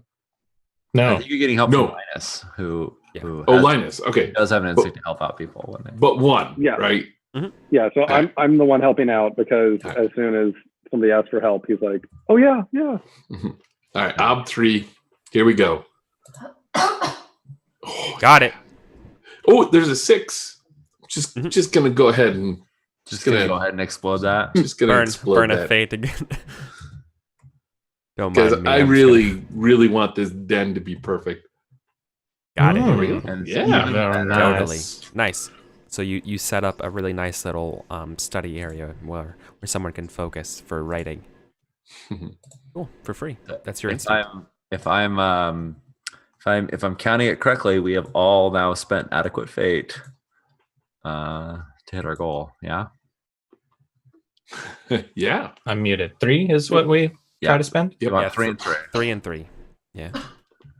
I think we've done it. Nice. And we can make camp. I like Adequate Fate. Okay. That's a good name for a band. Not a ska band, though. More of a kind of a mild metal band. Yeah. Christian metal. No. I'm not- Christian grunge, maybe. Okay. All right, I have 2 checks for you. Anyone can use them. I don't need them. Yeah. I think it might make sense for me to cartography, like to note where we're making camp, because there's these graves here, and like, I don't know what the full scope of my cartography is, if I get to cover a little bit of where we've been as well, but yeah. You can shoot for as much as you want. Bryn is gonna say, I'm gonna pose a counter. I'm gonna pose an argument for a check that maybe no one is gonna agree with. But once we've sort of settled down, Bryn is gonna say, every time we've been in by the caves, we've been chasing and running from the various tribes and not knowing where they are. If we as long as we're spending the night out here, we should post someone, maybe some people, to watch the movements, watch their torches as they move, watch the various races as they move between the caves, and see when it would be clear to approach the caves, and maybe find out where the bloody fists are as well. And so Bren would like to kind of like sneak out during camp. Sort of an implication of camp phases when things are calmer, it's not as dangerous. Like, rather than like sneak up, get really close, and put ourselves at risk, she's suggesting we spend like a couple hours just Up a watching tree. from a distance. Exactly. Yeah. Watch the fires and. That's a good idea. Maybe we can get a good idea of which groups are living in which caves and which the bigger groups are. That's Exactly. great. And so I'd like to take the time to do that. So that's sort of her argument for why I'd like to spend a check, but I'm totally open to. She won't That bully works it. for me. Push that. Yeah, I'm down with that. Cool. Right. I'm not sure that's a check. Maybe let me describe what you see when you do that. Cool. All right. So in the distance, you see, like back towards the distance of the caves, based on where you probably know enough where you're at that I can just sort of describe. So there were a couple of different entrances in the sort of horseshoe-shaped valley that you were looking at, if you recall.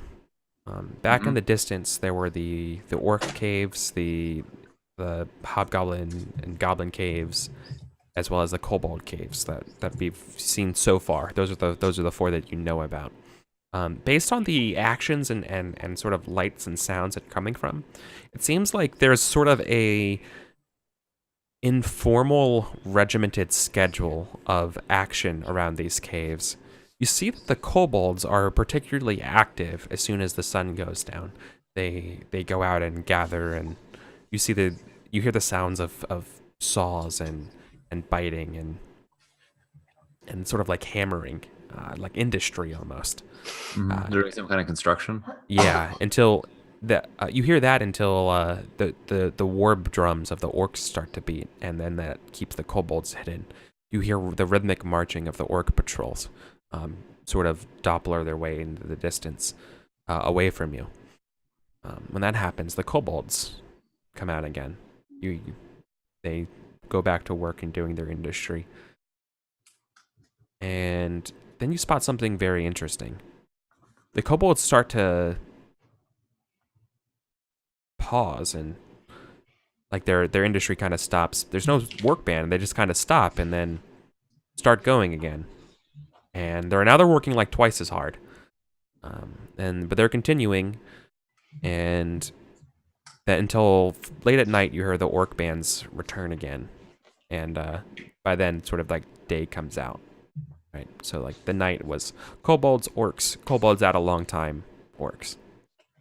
Cool.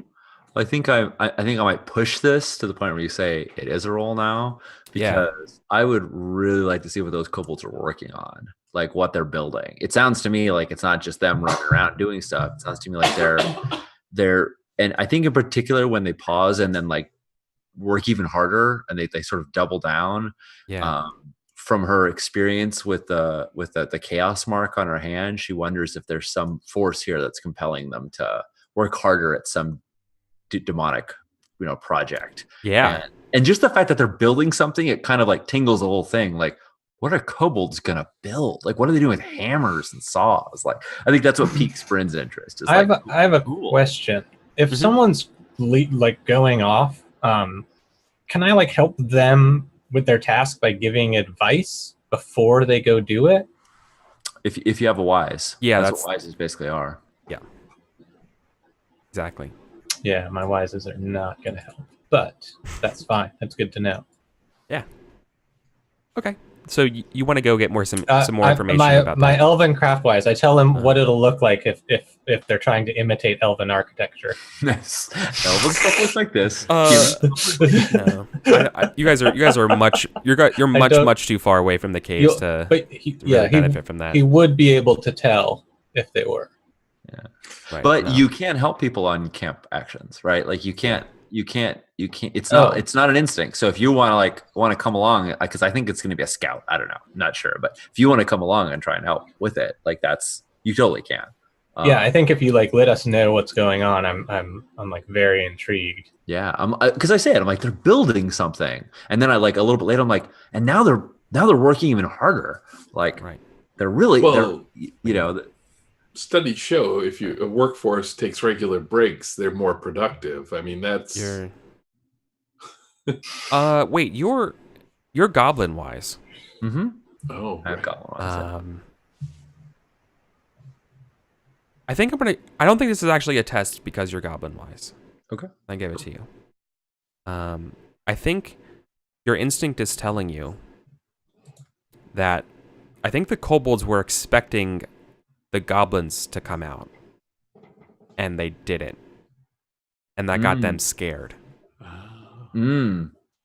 So you don't know what they're building. Like you have no idea what they're doing. But but that misstep of cadence of those sort of the pattern and order of the shifts at night, the natural order. Yeah.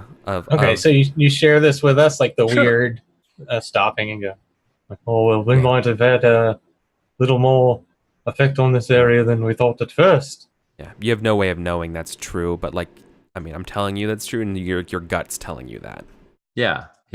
I think that they are preparing for something, and the fact that the goblins are gone makes them extra worried about that something. I don't know if that something's us. I kind of don't think it's us. Maybe it's the hobgoblins. I hope it's not. I don't know. I mean, we are definitely the reason why the goblins aren't. Yeah, but they don't know that. Okay. I have my Ron Swanson.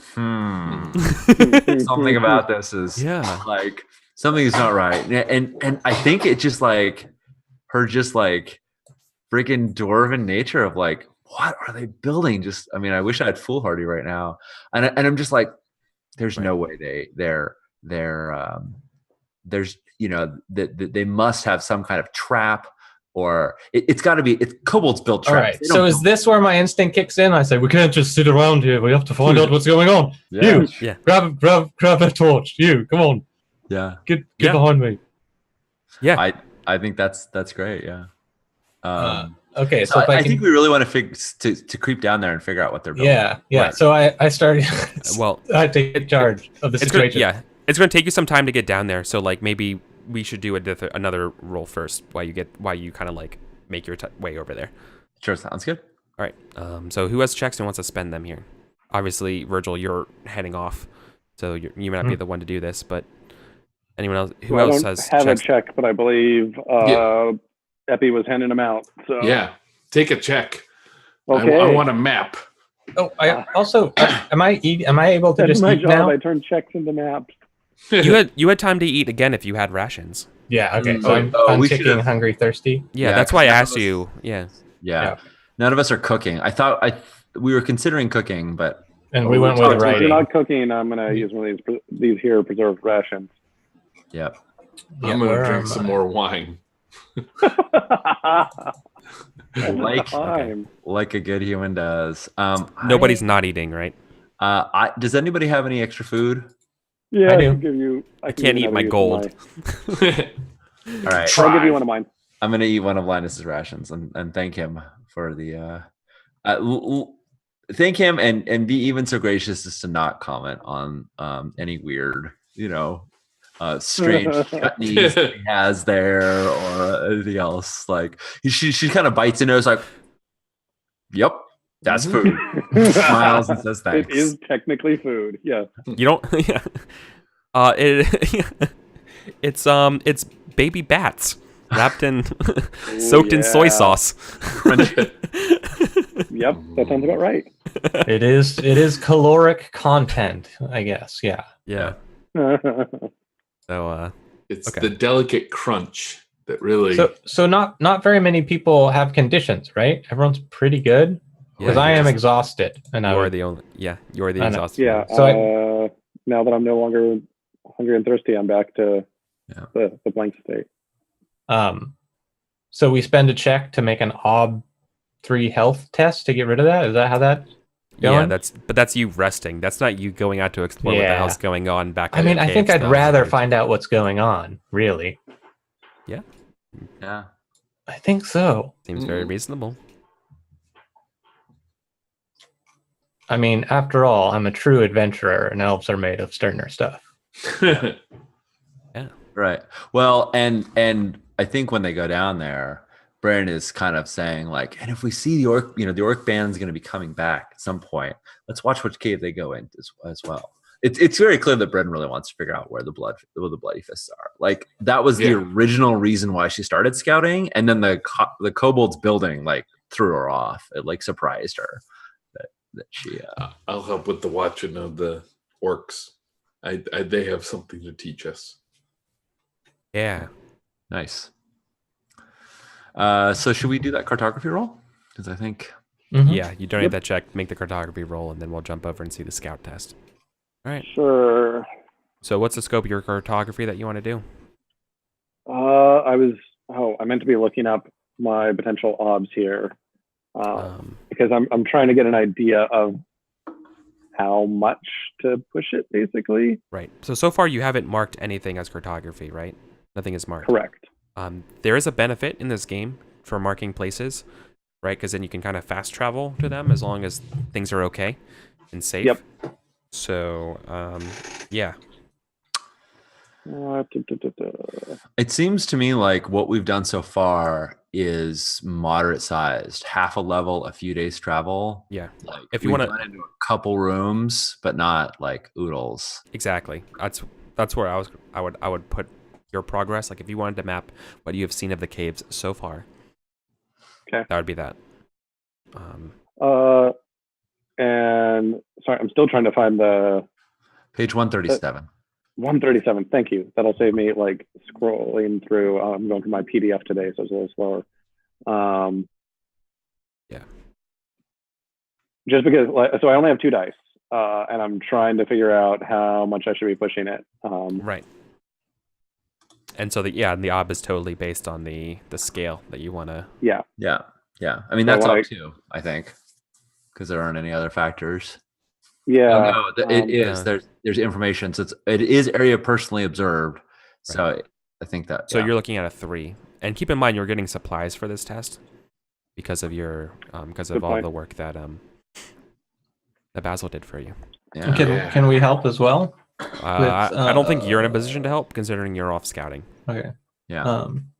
I probably don't. Okay, so yeah, I guess I think I do want to just shoot for all of it because it seems like the smaller area isn't going to be Right. worth a ton. Right. Like a small area, a few rooms, a few features. So yeah, I think I'm going to go ahead and shoot for Ob 3. Okay.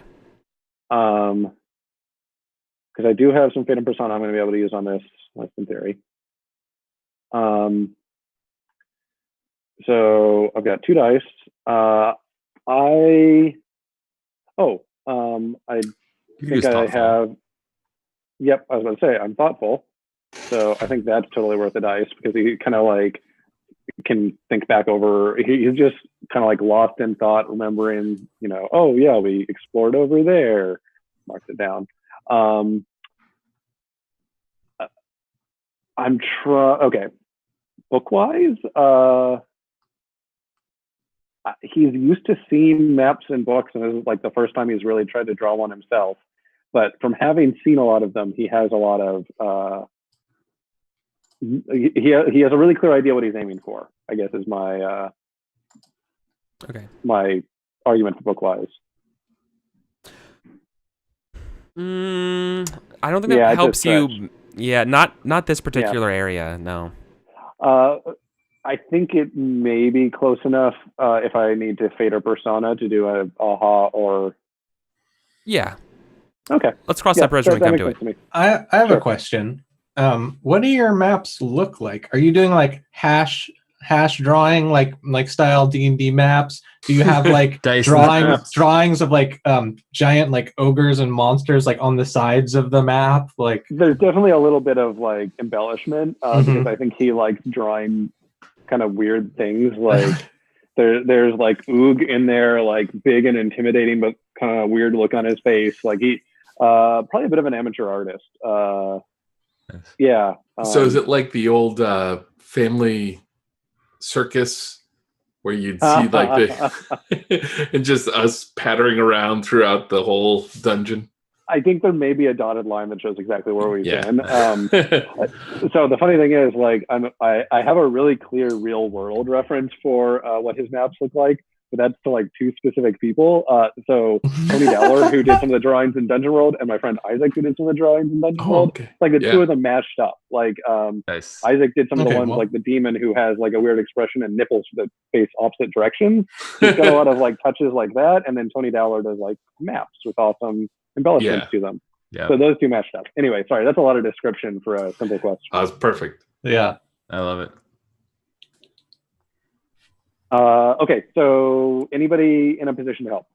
I don't really think so, but I'll throw it out there. I have Cartographer, but I believe, Eric, tell me if I'm correct, that Bryn and Cadence are going and scouting. And the only reason why that might not be true is because Cadence, you wanted to use your instinct of when no one, like we were talking, and I don't know if Cadence like literally was just like, I'm out and is going solo.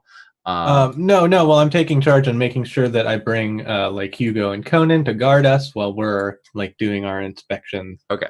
So I think. I was pretty sure that nobody was in a position, but but maybe Epi. I think Epi is still making sure you're comfortable. You do get a bonus from all the comfort that I've created Thank for you. For the remander. Yeah. And what else? Okay. What else would be good for a helping god besides Cartographer? Like Pathfinder. Pathfinder, right? I don't have any of that. Still some helpers. So I can orator. You could tell him what you. Do we have any scholars? Oh, I might have scholar. Hold on. I have.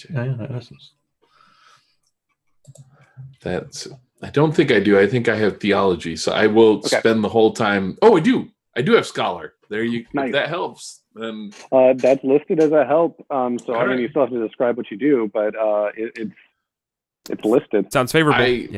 Yeah, I think I mean you're doing all of your crazy stuff, and I'm reminding you that it has to be a map that we need to use. Right? Like, I'm like yeah, but make a legend and let us You're know like, what yes, that this, actually is. the standard is to actually do this so that we can read it. Yeah. You start critiquing my projection and everything. Yeah. I think that makes a lot of sense because I'm definitely imagining Linus has gained a little carried away with the embellishments. Right. So you're like scholarly, like, wait, no, this has to actually work. Like you can't just draw a picture. Cool. Let's roll some dice, and we ended up with Ob 3, and here we go. Oh, Okay, there 2. is a 6 in there.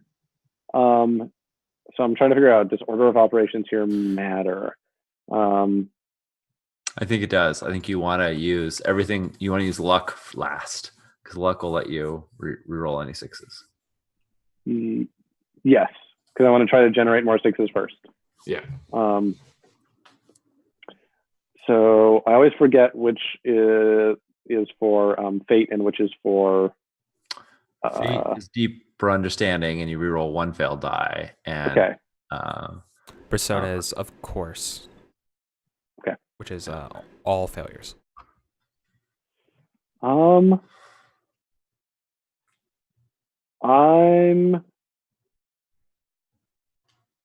guess I'm going to start with aha.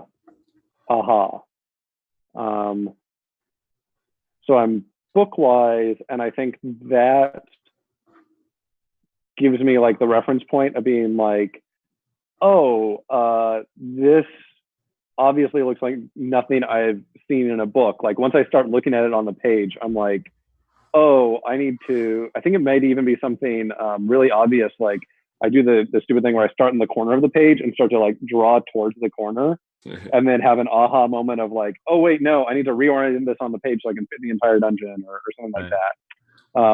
And I think that's book-wise in the sense of like, I remember that I'm familiar with books, and I start to realize that what I'm drawing doesn't look like anything I've seen in a book. Isn't there always a thing in the lower corner that has like a compass needle and like? Oh, it's not a literal. Yeah. Oh, I thought see, I've just heard people call that the rose. I thought you're supposed to draw a flower. Yeah. You've got like an iris in the corner. You're like, is that not helpful? Yeah, Basil totally says like, make sure you draw a compass rose on there. Right. And like, there's just like a rose. And then the book-wise is like, oh, a compass. That's the name of the thing. So I'm going to start off with that, spending a fate to roll 1 failed dice. Nope. I think your only option here is to explode, right? Because you can't spend persona. Yeah. You don't. Do you have another wise? No, I only have 1 wise. Yeah. And you're right. I probably should have considered just doing persona for all of them. My goal here was to spend more fate because I care more about spending fate to get towards even another level. You're succeeding at that, but yeah. Yes. But I'm risking failure. But oh well, that's what happened. Yeah. And now I explode my 6, and we'll see what comes out of that. 1d6 exclamation point. Jeez, I'm rolling 3s everywhere. Okay, well, so much for cartography. All right. It's pretty. It's very pretty, but not useful. Well, I mean, kind of like Linus himself.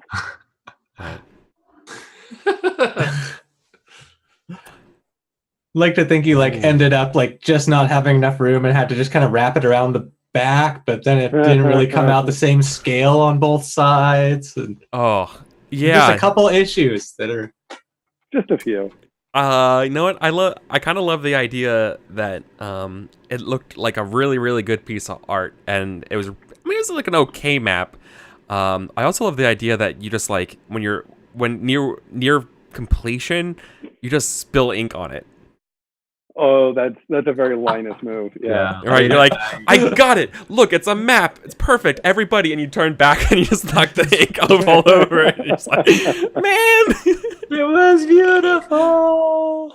Yeah. Yep. So I think it's just ruin your supplies, and I think that space is ruined as well. So it can't provide additional help for anybody doing anything over there. Yep, makes sense. Yeah, because like I totally spill the ink and then like try to clean it up and knock over the candles in the process. Yeah, exactly. Yeah. Like you're like, just get it off. exactly. It's finished. Thank you. Yeah. And it's kind of spoiled that whole place. Okay. Yep. Okay. All right. Now we cut back over to you scouting out this place, Virgil, right? Yeah. Let's snap back to that. We're like fanned out in formation, going towards where we heard all the ruckuses. Yeah. To try to find if there's like an actual structure here, or what's being like hammered. Yeah, we heard carpentry type noises like sawing and whatnot. So yeah, we'll be looking for felled trees or buildings. Yeah. And expecting traps for sure. Because that's what we know of kobolds. So looking for tripwires and other kinds of defenses that they might be putting up. Yeah. I love that. Okay. So like just kind of getting a reconnoiter of this current situation around the kobolds' activities out in the camp. It's going to prove a little bit more difficult than you want, because as you approach the sort of clearing where you guys were, you're not alone in the clearing. It's not that they see you or anything. You're way too far away, but there is a very large beast out. It's quiet right now, which is why you think it's a good time to approach. Until you look and see the clearing in that horseshoe area, it is quiet because there is a rather large beast, the size of a bear, like a big, large brown bear, like a Kodiak bear, is out sniffing around. Its butt's kind of facing you, and then it like turns profile, and it has a very strange head to it. It's the head of a giant owl. And then it crawls out and goes, wah, wah, wah. Like not at you, it just makes its call, and goes back to eating. It looks like it's like sniffing around some dead bodies. You can't tell what from this distance at all, right? But it's just like it eats a couple. It kind of like you watch it gulp down. Oh, it's a kobold. You know, like it's like based on how easy it flung it up in the air and brought it down, and then like peck at something, rip it up, throw it in its mouth. Exactly, it eviscerates it, and then it grabs with its huge claws a couple more, and it seems to go off into some brush and bramble, like obviously another entrance to one of these caves. Nice. And you're like, oh shit, glad we didn't go in that one. It's probably the thought you all have. But you also see why the rest of the cave area is fucking dead silent right now. Why you walk up to this place? Everyone is fucking hiding out from this thing. Yeah, when that thing comes out, no one gives a shit. There is definitely a ceasefire. Right. Everybody's like, orc, kobold, cool. Not a bear with a beak. Yeah, so it's a beak bear. I mean, yeah, a bear beak. A bear beak is that's proper name. Yeah, totally. I think. I mean, Bryn is definitely gonna. Like pause at that. But if that gives us, if that distracts us, we assume it distracts everyone else as well. So hopefully we make a wide berth around it, but we want to see. Yeah. I mean, you have to kind of get closer to it, right? Oh, in order to see. Yeah, I'm describing what it's like when you get here. I got it. Okay, cool. I want to know. So, yeah, I'm gonna try to get everyone so that we're all kind of together and that we're only moving whenever it's like moving around. So we're not just like walking straight. We're just like. And I find like an area where we can all kind of get through where there's like a wide berth, so that we can stay like in a safe group together, and only move when there's some sort of loud noises or rustling going on. Okay. Nice. So are we all there, or are we split into two groups? I think we're split up right now. Yeah, we're split up currently. I mean, technically, Basil wasn't helping with the map making. So you were. No, I was. You were helping. You were giving advice. So yeah. Right. So I think it's Cadence, Bran, the two guards, Hugo, and Corin. Yeah. Yeah.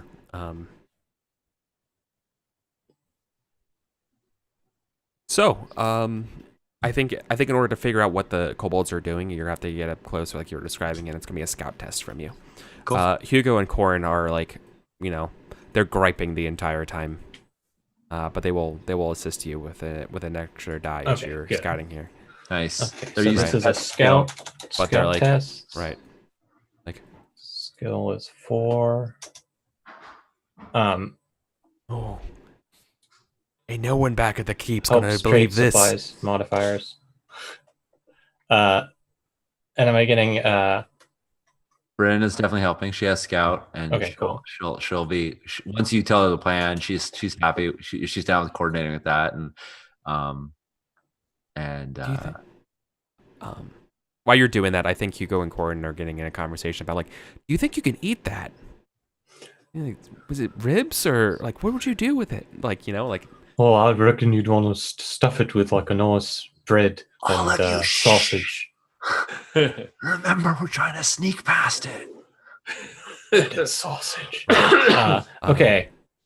Right. So I am ready to roll Just to help. Like just so it's clear in terms of the picture, right? So like there's a shape of a C, right? The horseshoe, that is the caves of chaos that you're approaching into.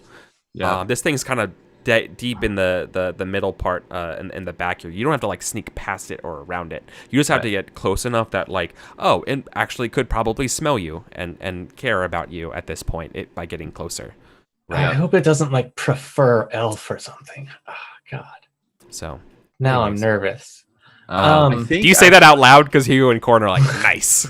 yeah. I'm like, oh, that means we don't have to outrun each other. Hey, Hugo, we just have to outrun this one. Yeah. Well, that's not very nice at all, gentlemen. That No like offense. that makes Brynn think about what she was talking about with precious things earlier, and she's like, "Kids, hold on a second. Come here. What is it?" She grabs some mud and she like plasters it all over you. like some boggy, like, because there's all this like there's like clumps of like moss in it, and like exactly. Yeah, she's just like, it's like, that'll mask your scent. Like, oh, who knows? I feel much better, I guess. Yeah, she thinks it might actually be true. The very ground you tread here is sick. So like it absolutely. It's like oozing stink. Oh man, there's like some mud down. I live on right by Tamales Bay, and like some places the mud smells very bad. It's like surprisingly gross smelling mud. Okay, what's my ob? What's my ob here, Game Master? This is just a 3 because you're actually not have to worry about Ooh. Okay, 3. Here's a problem though. Once again, I forgot you are exhausted. Oh, I am exhausted. Also, question mark, light source? Mm-hmm. Yeah. Uh-oh. Something you don't have? So is that 2? We had a, I mean, I still have a torch. I don't know. Torches. The torch was used by Linus for right. Or wait, no, I guess not, because that cube is in camp. So you're right. You're right. Yeah. You're right. So and we have candle mushrooms. Yeah. Okay. You do have candle mushrooms. There's enough light for one person. Ska band. Yeah. Okay, so I can wait. Do I have anything left to spend? I do. I have 1 fate. And I have 3 persona. Right. So I will use my hiding nature. That you have to do before you roll. Oh. Yeah, that's the only thing you your can do after the roll is wises. Okay. So right now the obstacle I said was 3. While that is true, plus the factor of being exhausted makes it 4. Yeah. So I don't think I can use my wises to increase I don't think so my either. successes here. All right. Out of curiosity, you took 2 helping dice, right? Yes. Okay. There should be 1, 2, 3, 4, 5, 6. Yes, that's correct. 6 full dice. 4 plus 2. Yep. I think that's a fail. That's a hard fail on my scout. Marked. Oh yeah, no, you're good. Don't worry about it. You're able to get close and see what happened. There was a fight. There was a fight between the kobolds and something else. I'm not sure you have encountered before. It looks to be, it's not a hobgoblin. But it definitely, like, just based on the looks around, it looks like the kobolds were trying to use traps or build some kind of way to that just looks like it was destroyed. Something has broken it in the conflict. Your mind says it's Oog. And I think maybe, I mean, I don't say you're a detective here or anything like that and you're able to deduce what's happened here, but like looks like Oog got angry, looks like kobolds got scared and tried to like subdue him and, you know, try to capture him in a way that, like, because they can't stand up to him, and many of them died. It was a complete failure, and this owlbearer has come out to just to get the scraps. Yeah. Nice. What were they? So were they just building a trap? Yeah, it looks. Yeah, I mean, once again, based on your like kind of seeing where they were. They were trying to build like some pretty elaborate traps and kind of reinforce their positions. It's clear. I think I'm giving this to you because I'm technically letting you kind of succeed at this test because I'm going to introduce a twist. So you can tell me how you know this, but the kobolds have figured out that the goblins are gone now. And they have been kind of like looking at that territory, and at that time, Oog came out and got real pissed, and all of us, and they're like, "Oh crap! Okay, what are we gonna do?" Panic and fix this stuff around, and it was just a disaster. But maybe they came out and made the traps right near some like marked trees that were of the mark of the other goblins or something, and so we can deduce that they wouldn't come here. The kobold tunnels, as you can see around them, are like reinforced with like spikes sticking out of them now.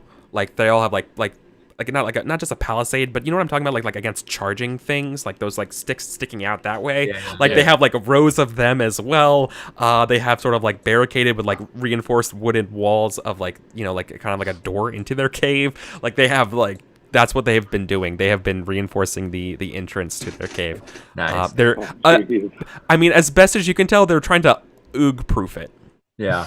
I have an idea that just feels like it's very kobold, which is like, if this makes sense, like Oog comes out, the kobolds just scatter and like run every direction, and one of them ran off into the caves, and like later on comes back and is like, you guys, there's nobody in there. It's empty. Right? You know, right. I don't know if that would make sense, but I can totally see a kobold just running in there out of fear. Yeah, totally.